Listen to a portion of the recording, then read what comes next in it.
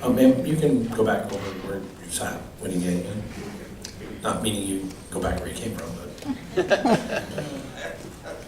Hello, I'm Gregory Petty. I live at 1528 Primrose Lane, right across from Hearst. I'd like to say that none of us in the community are against the idea of helping children, what's going on. And their program is, I think, it's great that they're doing this, and it's a wonderful thing. However, we don't want it in our backyards. We really do not want to see this go up in our backyards.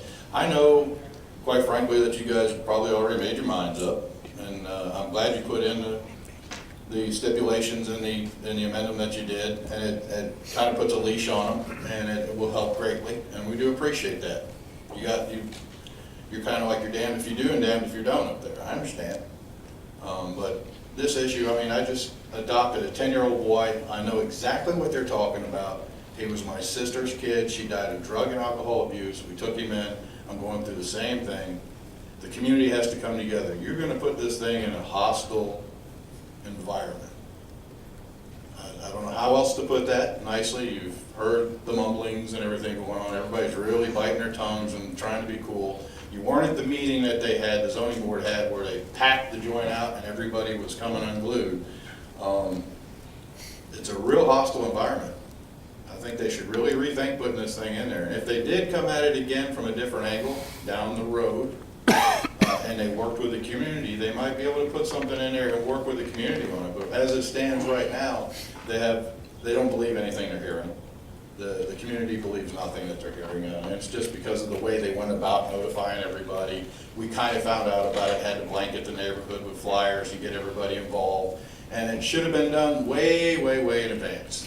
These people should have been super transparent, came out, went out in the neighborhood and talked to us. I was able to go door to door and see hundreds of people in my neighborhood. They could have pulled up in the neighborhood and walked, knocked on doors, hi, we're home, we're coming in, we want to do this, we'd like your support. This is what we want to do. And at that time they'd have heard, well, we don't want this, this, and this, and they could have addressed it. We may not even be here today. But it wasn't done that way.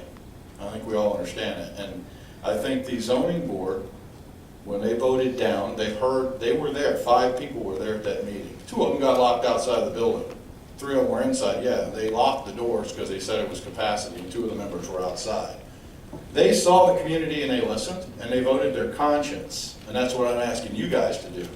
Vote your conscience. The people obviously in that area, and that surrounding immediate area, do not want this in the neighborhood. That's really all there is to be said about it. I'm not going to go hashing over all the other points that everybody else has already done and all the misinformation that's been out there. But please vote your conscience and do the right thing. And maybe, just tell them they need to start over again. Thank you very much. Thank you, sir. Robin Gontney, may even close this time.